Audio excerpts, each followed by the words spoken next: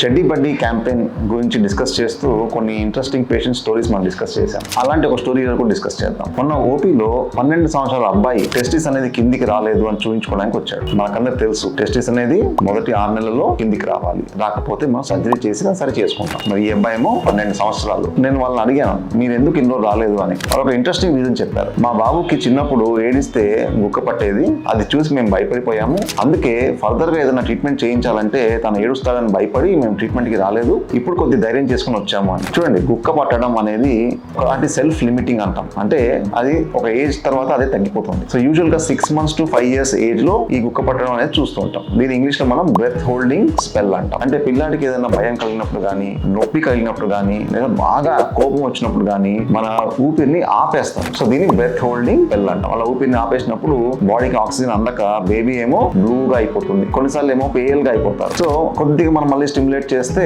మళ్ళీ యాక్టివేట్ అయ్యి మళ్ళీ బ్రీతింగ్ తీసుకుంటారు. ఈ గుక్క పట్టడం అనేది అంత భయపడాల్సిన విషయం ఏం కాదు. కొంతమందిలో ఐరన్ డెఫిషియన్సీ ఉంటుంది కాబట్టి ఐరన్ కరెక్షన్ అయి చేసుకుంటే పిల్లలు బాగా అయిపోతారు.